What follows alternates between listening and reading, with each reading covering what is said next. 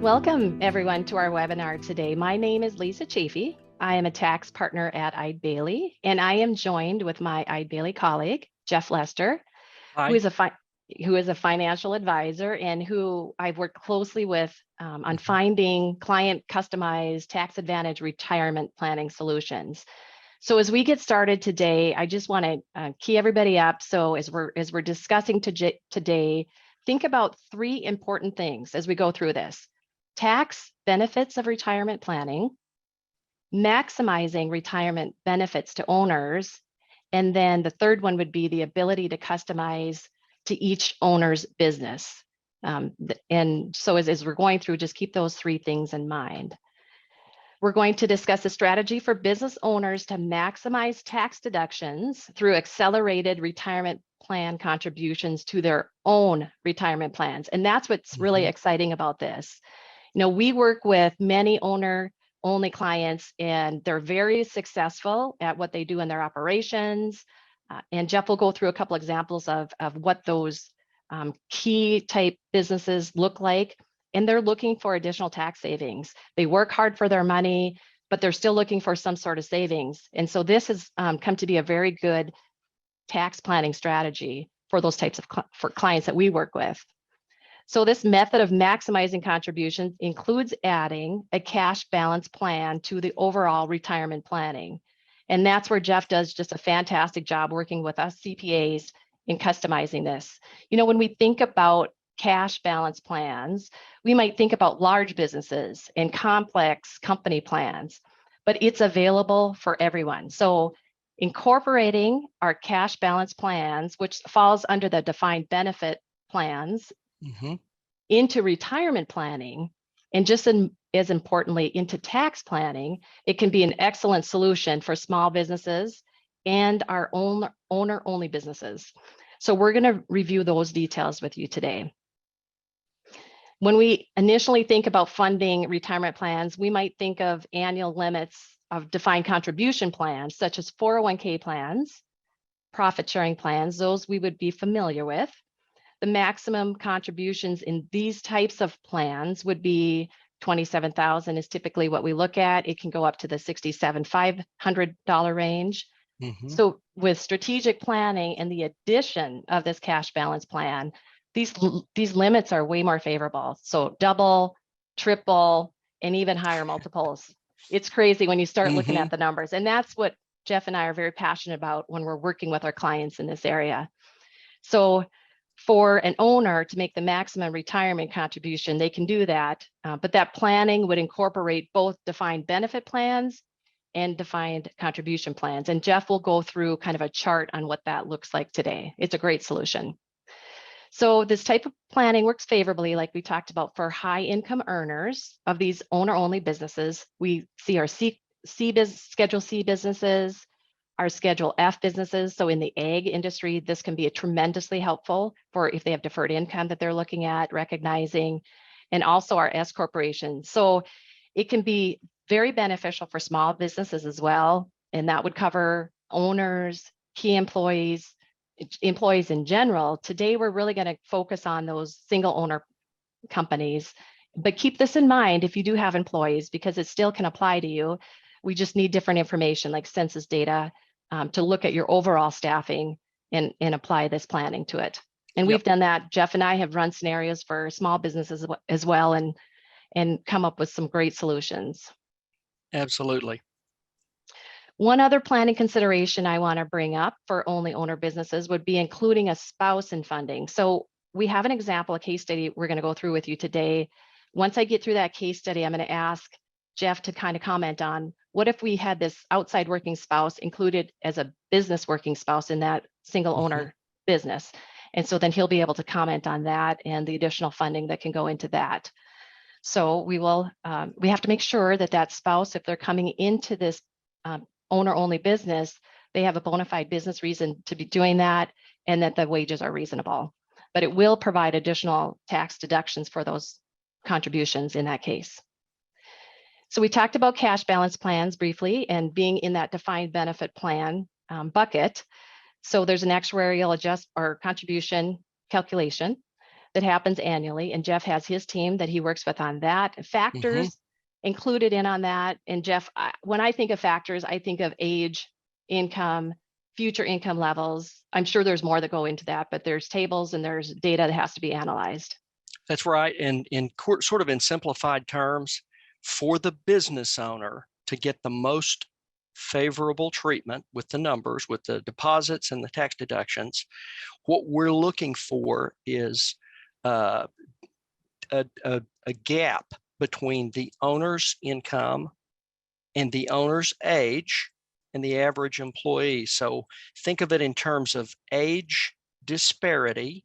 Owner is significantly older than the rank and file employees, if there are any, and wage disparity. Owner is paid a lot more. Those two things, those two disparities drive biggest part of what we're able to do. Yeah, right, for that funding. For that funding. To those owners. I mean, the goal is to get that funding to those owners as best as possible. So we'll also see in one of the charts that Jeff has in this presentation, as that owner gets closer to retirement, the ability to fund increases substantially. And that's, when we talk about age being a factor, it's interesting to look at the different funding options per age. So another thing that I want to mention inside of this is when we contribute to these retirement plans, we have to also remember that those accelerated contributions also have the deferral of investment growth. So that's another benefit. You're putting that money aside, that growth is all in that other retirement bucket. So it's growing deferred. You're not paying tax on that growth. So it will grow as a traditional retirement plan. Another area that is exciting in this is when we think about financial planning, sometimes we don't think that there's much flexibility in that retirement contribution, but this particular planning has some flexibility. And I do want Jeff to talk about this a little bit. Ideally, when a business owner starts this type of planning, it's more mid-year or in the fall. And then they start thinking about what they want to, how they want to get this set up for that first year. But with this type of planning, you can set those plans up after year end, and they can actually be funded until the filing date of that return, including extension. So it allows great flexibility to do retroactive planning. And that's kind of where I want Jeff to talk a little bit about that extra flexibility that we have, Jeff. Absolutely. So one of the things when Lisa and I are discussing this, talking about clients or with clients, one of the things we talk about for flexibility is I think of it as kind of a wingspan as far as the minimum amount you would be required to put into a plan to fund it, because these cash balance plans have a required annual funding amount. When you commit to doing it, the government expects you to agree to put in at least a minimum amount every year to fund the plan. That minimum is typically a pretty small amount. The maximum that you can put in is actually a lot more than the benefit amount you could accrue for 1 year at a time. You can overfund. So think of the wingspan as being, you can underfund it or you can overfund it. Ideally, we like to help our clients ahead of time figure out what is the midpoint. What is the sweet spot that you want to target as your funding amount each year? Set the plan up with that number in mind. And then if you have to, because of circumstances, underfund or overfund in a given year, you've got a wingspan, you've got some wiggle room to be able to do that. And one thing I'll mention here too, Lisa, is this comes up in every conversation is, what if something catastrophic happens? COVID's an example, okay? Right. So what if a COVID year happens and all of a sudden my income for my business just plummets catastrophically? There are some backstops to that. Two that I'll mention, I don't want to get in the weeds and take a lot of time with it, but two that I'll mention is, if that happens early in the year, most of these plans are going to have parameters to where participants have to have been there for 1,000 hours during that year in order to participate, in order to get a benefit dumped into the plan for them. Meaning, if you're working full time, it may be mid-May before you could have reached 1,000 hours. So if something happens catastrophically early in the year, you can freeze the plan and say, we're not going to make any contributions this year. You notify everyone, you put everything on the shelf. You still have to fund a growth rate, which we'll talk about later, but it's really small by comparison. The other thing that you can do is within that wingspan, you have a lean year, underfund the plan. You have a really great year, and now you're going to pay a ton in taxes, overfund it in that year and get a bigger tax deduction. So Jeff, we talk about it being at least a 3-year commitment. Can you just talk about that just a little bit? Yeah, so the federal government through ERISA, retirement plan law, which for this purpose is primarily administered through the Department of Labor and the IRS kind of in tandem. But when you set up a 401k plan, well, they expect all retirement plans to kind of be perpetual, to be ongoing. You set it up, they expect you to set it up with the intention of it being there forever, okay?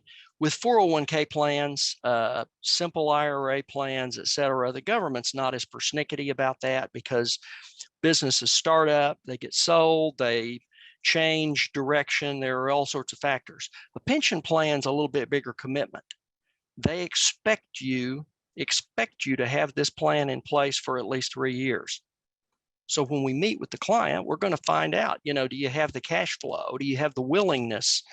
Knowing what that target funding amount might be, do you agree that you not only can fund it annually, but that you're willing to every year?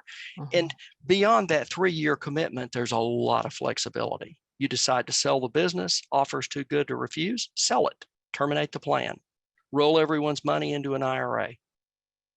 Does that help? Yeah, that helps. And we use the word maximize a lot. So our goal is to maximize, but as Jeff said, there's this range. So there's a kind of a low range and a high range, and depending on, like we said, that cash flow, that's going to depend on what they can do. So we do a little bit of looking into the future with that client to make sure that initial range is going to work for them. We do have clients that just max it every year, and they're putting lots of dollars away every single year and getting a great tax deduction for that. Absolutely. So another tax planning area that we should evaluate is the retirement funding and the impact on the 20% qualified business income deduction. So there can be advantages to funding to the point where getting that income right below that QBI phase out range. And so it takes some analysis to do that, but it would be working closely with the CPA that you work with and with an advisor like Jeff.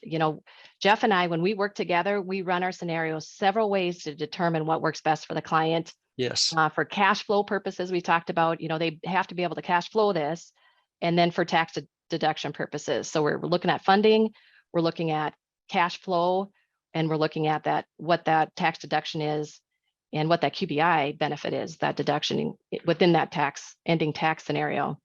So QBI is a huge factor when looking at this.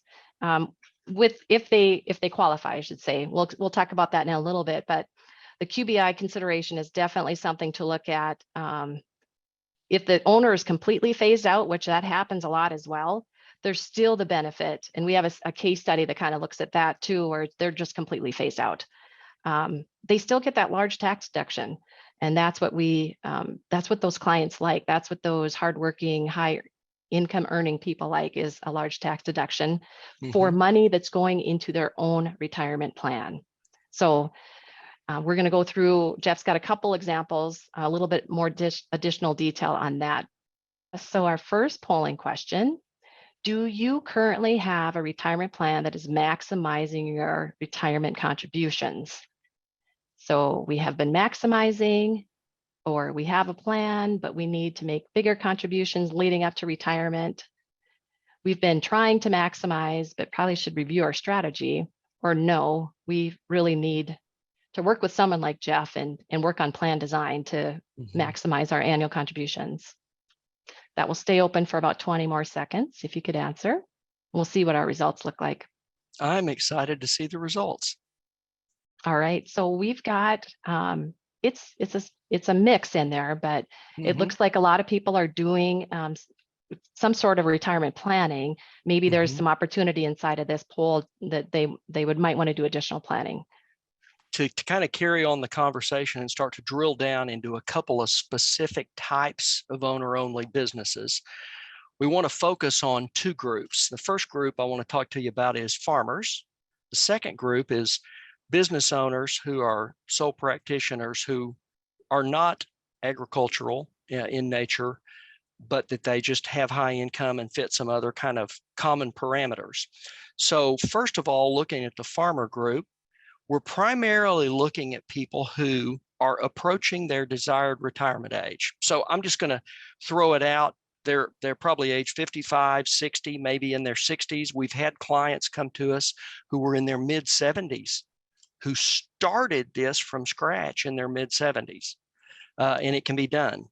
But farmers who are close to the retirement age or pulling the trigger to retire have a history of high income, who have $1 million or more in deferred grain contracts or grain in storage. That's kind of a key in this strategy, because that grain that is deferred, as you know, when you recognize that as income, you're going to have to pay the tax man.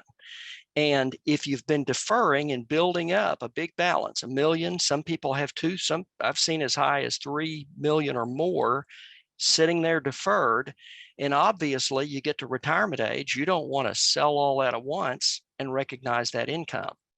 So what we do with this strategy is help you take it out in smaller parcels, move the money as much as we can from one pocket to another, and continue to kick the tax can down the road. That's in simple terms what we're doing. Generally, these people are going to have Schedule F farm income, and what we need is at least 3 years of their highest consecutive 3 years of positive net business income to look at. We typically, if we can, are going to get 10 years or more worth of Schedule F in arrears to look at. Because what we know is that a lot of farmers that are moving toward retirement, they're exercising everything they can to bring their taxable income down. They may be buying next year's grain this year. They may be depreciating. They may be buying more equipment the last time they're going to make big equipment purchases, trying to spend everything that they can to have expenses to bring the taxable income down. And when they reach the end of the road, you all of a sudden start running out of deductions. That's where we can step in and say, well, if you can keep your farm operation going for at least 3 more years, we're going to help you get that grain out of deferral, put it into a retirement plan as much as possible, and continue to defer the tax bill, basically. The other group of businesses is business owners who are sole practitioners, same kind of characteristics. Maybe they're in their 50s or 60s, have high income history, projected to have high income history moving forward, and need significant tax savings. Some of these might be, we'll see sole practitioner attorneys, maybe who are doing some type of specialized consulting work, maybe physicians that have their own S Corp, or they have their own self-employment income, and they contract through a health provider, but they're on their own for their own income. Insurance agents we've seen. So a number of scenarios. It can go way beyond these groups, by the way. And it really doesn't matter where they pay themselves with self-employment income or W-2 wages. As long as there are no other employees or very few employees, it's the fewer the other employees are, the better. And the ideal situation is owner only. Either way, we can get a really favorable solution out of this for the business owner. And so the solution, to cut to the chase, is what we call a combo plan. It's simply a combination of a 401k profit sharing plan and a cash balance pension plan. So if you already have the 401k profit sharing plan, we're simply layering another plan on top. The two sort of get integrated and merged for testing purposes for the government, but it's in that integrated testing that we're able to optimize. to tweak what we do in one plan in order to get the maximum benefits in the other, and to really squeeze every dollar of tax savings that we can out of it. So when we do this, we help clients open 2 Schwab accounts, one for the 401k plan, one for the cash balance plan, assuming this is an owner only. Owner would have their 401k profit sharing account, their cash balance plan account. And then we would help them invest the assets according to ERISA guidelines. I don't want to get too deep in the weeds, but the 401k profit sharing plan can be invested in traditional investments, stocks, bonds, mutual funds, exchange traded funds, that sort of investment strategy that is based on risk. Pretty easy to come up with something there that's low fees and based on risk that's appropriate. The cash balance pension plan, though, what's in the actual account, the assets in the account are not really what matters. And I know that sounds crazy, but I want to explain why I say it. The cash balance plan is driven by a calculation by the actuary based on all those factors, right, Lisa? It's based on how old you are, whether you've got age and wage disparity, if you have employees. Yep. But it's an actuarial calculation. And generally that calculation, and it's government mandated how it's done. Generally, the actuary is going to say you dump in this amount this year and you get a growth rate of somewhere in the 4 to 5% range. That's on paper. Well, when you get to the other end, you terminate the plan, you take your money out, the amount of money you're allowed to take out is based on the actuary's calculations. Money in, actuarial growth rate gets applied, move to the next year, more money in, growth rate on the whole balance, move to the next year. It's not based on how much did we grow the account. So it's essential that that account be managed to where the outcome is to try to get as close as possible to that actuarial calculation. I'm going to pause for a second, see if there's any burning questions coming from anywhere about that. And that's that difference between defined contribution and defined benefit. Correct. That we talk about, yep. Where you're paying for a benefit, the benefit's driven by a whole different set of rules. Let me tell you one major reason you don't want to go crazy and grow the assets as fast as you can. When you get to the end game with a cash balance plan, if the actuary says you get 500,000 out, that's your allocation, Mr. Business Owner, and the account balance is 450, you're going to have to reach into your pocket, pull out 50,000 more and dump into the account, and then take the 500 out. Okay, because what you get out of it is what the actuary calculated. And you as the business owner are responsible for funding whatever that amount happens to be. It's not so bad if you're the only employee, owner only. And what we're going to do is keep the growth rate as close as possible so you don't have that issue at the end. If we get close to retirement, it's going to be very conservative so it doesn't move much. Here's the problem if you overfund it. If you get to the end and the actuary says you get 500,000, but there's $1 million in the account, you overfunded like crazy, even if we recommended that you don't, and you invested very aggressively and it grew like crazy. So now you have 500 you're going to roll into an IRA, but you got another 500,000 of excess. What happens to that? Well, that excess gets returned to your business. It was pre-tax. Your business made the contribution. It was pre-tax dollars your business put in.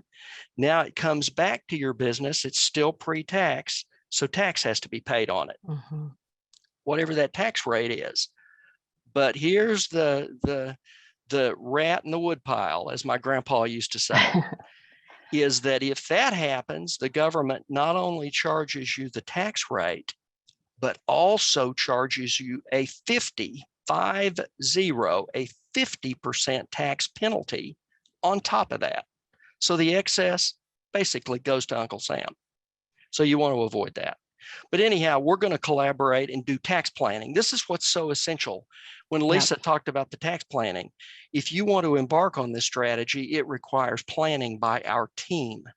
You've got the tax planning side, you got the retirement plan design and planning side, and then us helping you manage it within the parameters of what the government expects so you don't make a mistake. And that's going to be the CPA, retirement plan specialist, the TPA actuary firm, et cetera. So 2 components. I'm not going to read every line here. The 2 components are the 401k plan, profit sharing plan, which many of you are already familiar with. But in that, you can only put in, if you're age 50 or older, you can only put up to 27,000 of salary deferral out of your pay. And you can do that whether it's W-2 income or self-employment income. You can do potentially up to another 40,500 of employer contribution, profit sharing. The 2 together can't exceed this year 67,500 if you're over the age of 50. Okay, but you still have to have a high enough income, which for someone who is self-employed, Schedule C, Schedule F, whatever, the combined number here cannot exceed what, by the time you work it through the formula, comes out to be about 19% of your net business income. So it's essential that the planning goes into figuring out how to make this work. There is a TPA, a third-party administrator, involved in 401k profit sharing plans. There is with a cash balance plan too. The cash balance plan is the pension plan, defined contribution plan, or defined benefit plan. And that, again, that benefit amount is going to be determined by the actuary. So I've already mentioned it. Now here you can see it in writing. That actuarial rate's generally going to be in the 4 to 5% per year rate that they're calculating on paper. Actual balance is not going to exactly match that from one year to the next. But what we try to do as an end game is get those 2 numbers to be as close as possible at a point in time, a few months out. And then basically we go to cash in the cash balance plan, so the number won't change, and we get you out rollovers into IRAs. Here's kind of what's possible. This is the part where people start getting interested. 401k only, you know, if you're under the age of 50 this year, you can put in up to 20,500. We didn't have room to put every age band on here, but this is ideal for people who are a little older anyway. So people age 50 or older, you can put in up to 27,000 of deferral, which comes out of your self-employment or your W-2. Profit sharing plus the 401k deferral can be up to 67.5. Cash balance plan only can be a much bigger number. And when you combine the 2, the contribution amount per year is huge. So that's why you can see that by the time someone's in their 50s or 60s, if they've got the high income history to support this, you can make massive contributions. And if you're a farmer and you've got a bunch of money in deferral, but your net income, say, is only going to be $100,000 this year after other deductions, heck, take out 500,000 of deferral in grain and add it to your 100, and now you've got 600. And let us apply this solution, and we might make it to where you have very little tax owed anyway. When we run the real numbers, that's where the fine tuning of the detail comes in. Any thoughts on that, Lisa, before I just think it's just important, you know, when you talk about the fine details, that's, you know, when Jeff and I work together with the clients that we serve, we have conversations with them. We find out where they're comfortable with funding. We find out what their stream of future income is. And then we run multiple scenarios of what works for them. And because at the end of the day, they need to be comfortable with that. So it's a great collaboration that we have. So it is. And to your point there, Lisa, we might show somebody, you know, the ideal funding amount would be $250 a year, you could put in up to 500, and they may say, yeah, but I really want to buy a lake house and I want to Right. do this and I want to do that. Could I put Right. in 150 a year? Well, and the answer is yes. Yep. You can always choose to set the plan up to put in less. We simply show you the maximum to show you what's possible. Yep. That's right. Okay, we're up to another poll question. So on this one, what type of retirement plan do you currently offer through your business? And we've given you several to choose from, including more than one, if you've already got more than one plan. And then another is that we don't have a retirement plan at all. About what we would have expected. Mm-hmm. Most people, and this is very common, most people actually have a 401k profit sharing plan if they're kind of at this level of interest and so forth. So that's about what I would have expected. And Jeff, did you notice that the defined benefit plan was a very low percentage? I think it said 2. I know she removed the Oh yeah, but it was low. So there's opportunity here for people yeah, for additional funding. yes, there is. And there is. And really, it gets back to what Lisa was saying. It's going to be in working through it with you and brainstorming it together. And like if Lisa's your CPA, whoever your CPA is you work with, but like when Lisa and I work together, she's going to be looking at your cash flow and looking at your history and looking at all these factors so that when we talk directly with you, we're going to throw all these considerations out. We don't want you to miss something. We don't want you to get a surprise a year down the road or 2 years down the road.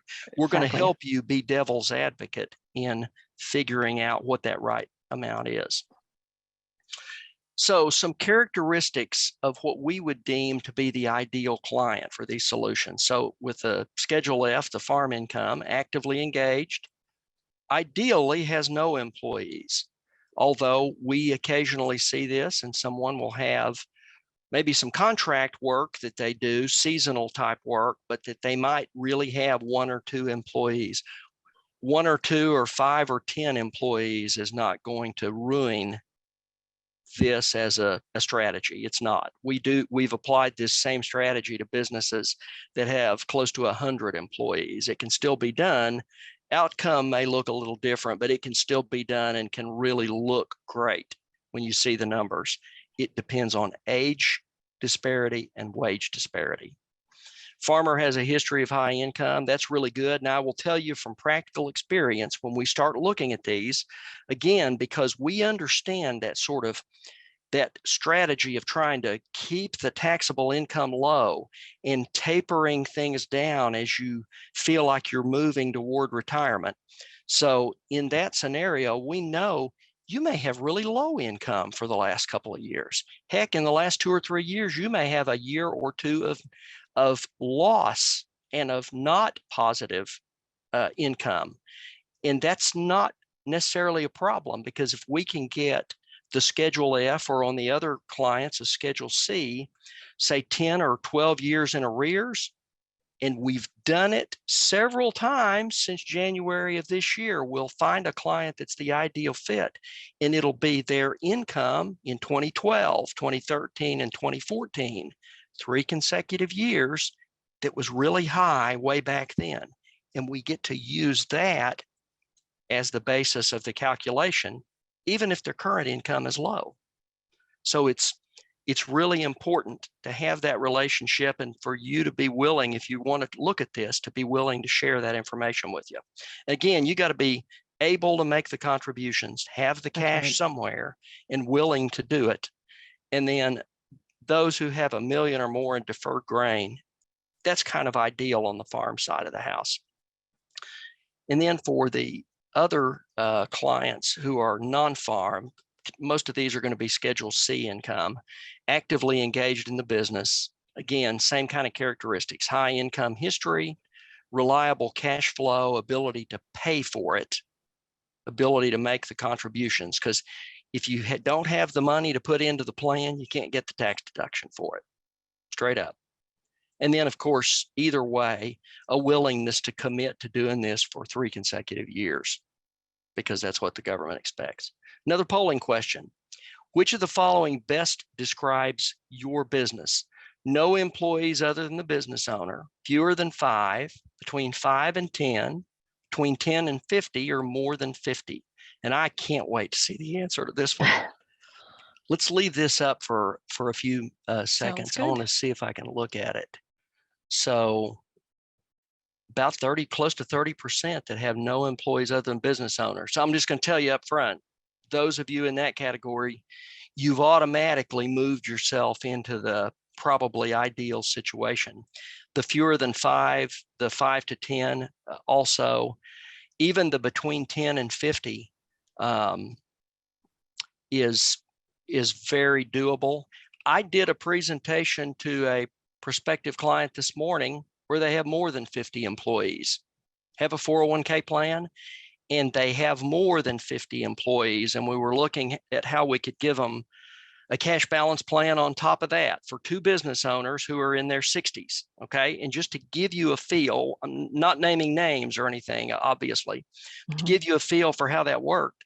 These 2 business owners and their spouses who are employees, and don't let me forget to bring that up, Lisa, in a minute either, but I will. And their spouses who are on their payroll in that scenario are able to do a safe harbor contribution into the 401k plan. They've already been doing that.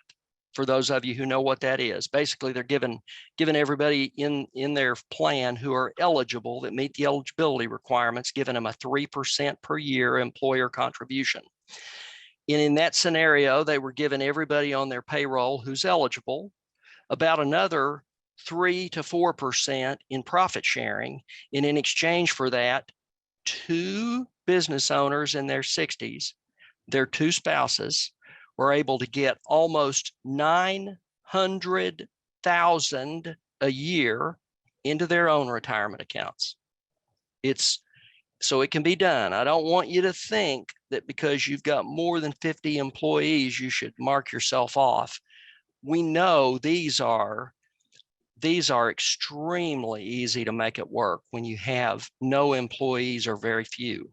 We've set several of these plans up, for example, for dental practices where they have 10 or 12 employees, and we're able to make it work really, really well there. Business owner, dentist who owns the practice gets virtually all the money that goes into the pension plan. So it can be done. I don't want you to walk away thinking if I'm not an owner only, I can't do this, because that's not true. Yeah, I'm glad that you reiterated that too. Good.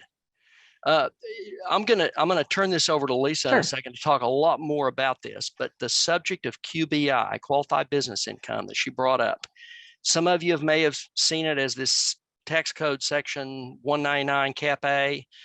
So that qualified business income, some people get that deduction regardless what their income is, but other certain types of businesses fall into a category to where you don't get to claim it. If your income moves up beyond a certain threshold, you get phased out and you don't get to claim that deduction. Well, a way that this can be really helpful to you is if you fit that category and you're in that phase out range, or you're above it, but not by a lot. These huge contributions may be enough to bring you back down into or below the phase out range, where you can go back and claim the deduction you previously couldn't. So that's about as deep as I understand it. I'm not a CPA, Lisa is. Take it away, Lisa. All right. Well, I couldn't do this without you, Jeff, because you're the other side of this collaboration. But our first case study, so we're going to go through, look at funding. And again, this is an owner-only plan example. They have an outside working spouse. So the spouse in this case does not work in the business. And I'll have Jeff comment on what if they did at the end of this example. So spouse A receives a W-2 from an outside entity in the amount of $35,000 for part-time work.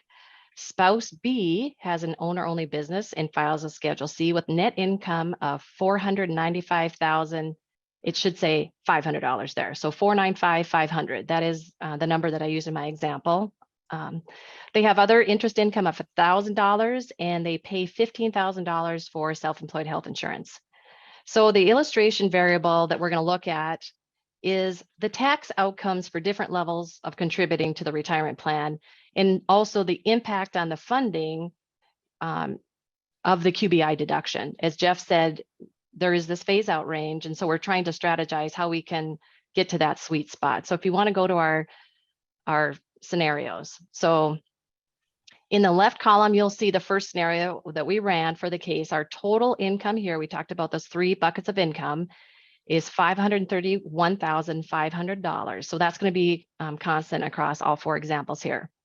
In our first example, our total adjustments is $57,489. And inside of that number is just my maximum 50 years or older 401k funding of $27,000. So I'm doing what I can with my 401k. So in this example, the taxpayer uses a standard deduction. And in this example, they're completely phased out of any QBI benefit. You'll see that QBI business deduction there is 0. So self-employment tax, income tax, and other small taxes, the total of tax on the bottom there is $139,405. So their QBI deduction completely phased out. In the second to the left column, we have the same income factors. So total income's the same. And in this case, talk about the wingspan that Jeff talked about as far as the maximum and the minimum that you can contribute. This client could cash flow $100,000 into their combined plans. So total adjustments with their funding of that plan and their other 2 adjustments there is $130,489. The client again uses a standard deduction in this example, and they're receiving a portion of the QBI deduction. So there is a range of, when you're working with your CPA, and they'll know all about this, there's a range at which you phase out of that QBI benefit, that deduction. And because they did not completely fund it, they didn't get their income low enough to get that full benefit. So, which is fine, they still got some benefit, but in this example, that total tax ends up being $102,555. And I wanted to show just one other variation of these same facts is column 2, with one exception. So there is something called the SSTB category. So when you're talking to your CPA about this QBI deduction, and it's a specified service, trade, or business, it's going to include businesses such as health people, so physicians, lawyers, accountants, actuarials, performing arts, consultants, and several other specific industries. So there's several, but you should visit with your CPA to see if you fall within that SSTB category or not.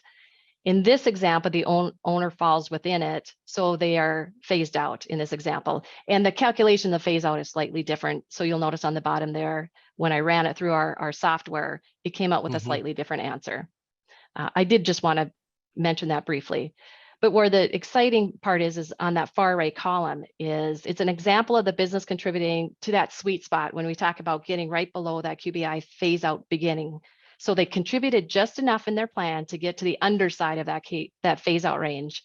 So we have the same income factors, but the client in this case is contributing $150,000 to those combined plans.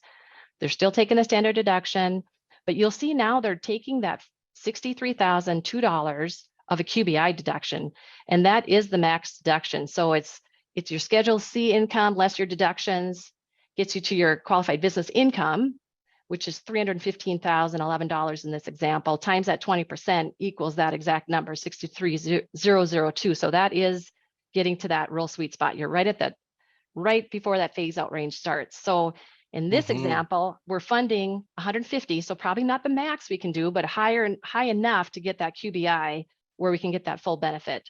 So they've successfully lowered tax in this example. They've contributed 150 to their own retirement plan, which will defer that investment growth, and they're maximizing their QBI deduction. So in this example, Jeff, if you could take just a couple minutes, and if that spouse wasn't not an outside working spouse, but an inside working spouse, maybe say making $50,000. Right.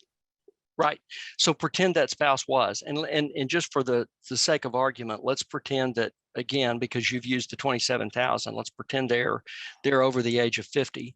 So if the Schedule C business owner could put their spouse on their payroll and justify a reasonable income amount for them. So, for example, let's say it's a physician who travels, travels and works in ERs or something like that. Maybe that spouse is doing scheduling and bookkeeping and some other things to help out. If you can justify the income, say you were able to pay the self-employment income that for the doctor is $495, but they're able to pay the spouse maybe $50,000, okay, and justify it, pass the IRS sniff test on the income. Yeah. Then I'm going to look over to the side on one of my cheat sheets. So at 50,000 of income for somebody who's age 50, you'd be able to make a cash balance contribution for the spouse of about 75,000, more than you're paying them. And that's true. That's not, I'm not getting confused. I'm not missing the boat on that. Literally, the employer money that you dump into the pension plan for them might actually end up being greater than what you're paying them as their W-2 income. And that's the added benefit, because all of a sudden, if you come over to this right column, instead of 150,000 going into the plan, maybe it's 225 or 250 total by the time the spouse also does deferrals. They can do the 27,000 of deferrals out of that too. So it's easy to get the spouse a huge amount of benefit going in at the same time. Yeah, and that's why that retirement planning and the tax planning go so well together. All right, so the second case study has a non-working spouse. Spouse B in this second case study is a 60-year-old self-employed locum, so a Schedule C physician earning $850,000 annually. And so we're including $15,000 in this example of his interest income and $15,000 again of that self-employed health insurance deduction. The variable in this example is to show the difference by contributing only to defined contribution plans, so that profit sharing in the 401k, in contrast to adding a cash balance plan into the mix. So you can see on the next slide here, we've got the two examples. The one column is 401k profit sharing and then the combined plans. So 865,000 is the total income in this example. Inside of that adjustments area, the only difference in this example is using 65,500 into the plan versus using the maximum of all three that Jeff talked about. And I went back to his chart and I said, okay, I'm going to use all three for a 6-year-old. That's $352,500. So the larger funding provides a larger deduction, therefore a reduction in tax. In the left column, the total tax is $255,129. In our fully funded, so this would be the max funded, the total tax is reduced to $153,202. And if that physician would do this same level of funding for 3 years, it would result in approximately retirement contributions in the amount of over $1 million. So it's like $1,057,500, I think is what I have there on the slide. Absolutely. With that deferral of growth in that same account. So again, there's strategy that has to still stay inside of that. As Jeff talked about, there's limits on some of that growth inside of that cash balance plan. That's why it's so important to be working with a team that works together. On those contributions, the tax savings at a 35% rate would be $370,000 approximately. So by shifting income into the later years, into retirement years, the hope would be that you can pull that income out at a lower tax bracket. Absolutely. And the strategy is going to simply allow you to roll all of it into an IRA at the end. Right, it's that exactly. Easy. Roll it into an IRA. All right, we have our last polling question. So after hearing more from us today on this strategy, which of the best describes your interest in today's topic? And you can go through and see owner's taxable income is more than $200,000 and needs more tax deductions. So we hear that all the time. I need something more to deduct. Owner would like to deposit more than $67,500 per year, and that's because that's all defined contribution max.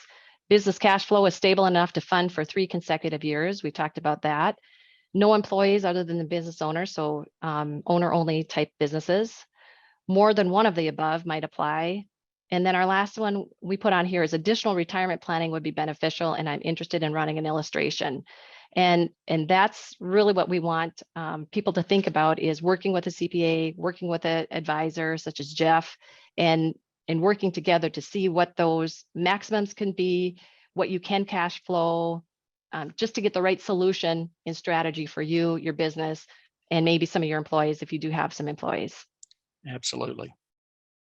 All right, so there's people probably, it looks like, are falling in more than one bucket. So, and we kind of expected to see that we did, but we wanted to generate thought going forward, and as we're already mid-year into this calendar year, so there's still planning that can be done.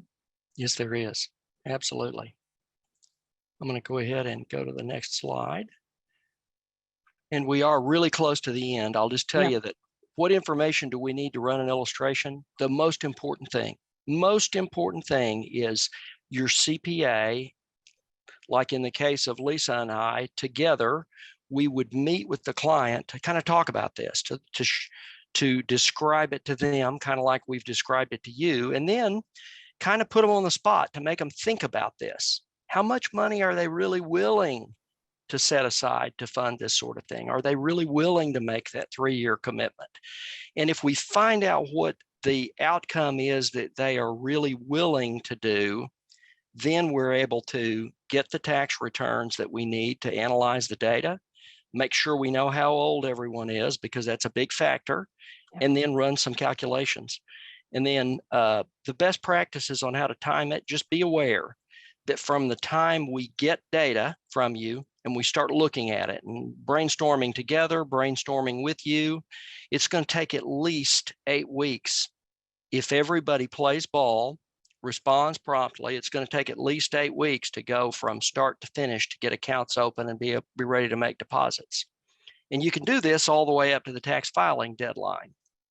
But if you extended your taxes for 2021, and this might be a fit, the door is about to close, because 8 weeks from now is already going to be early August, and the deadline to have a cash balance plan funded is mid-September.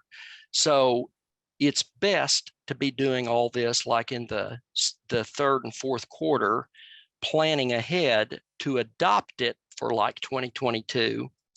And then after the end of the year, run the calculations, and next spring, look backwards in arrears and fund it for 2022 after the fact. That's how it works most of the time. So we just need information and can get started. And that's our contact information. And I guess, Amy, we'll kind of turn it back over to you and see if there are questions. I want to say, Lisa kind of said this at the beginning. I want to make sure I say it now. We really appreciate all of you for your time. I appreciate Amy and Lisa. Lisa and I work together a lot, and I couldn't do what I do without her.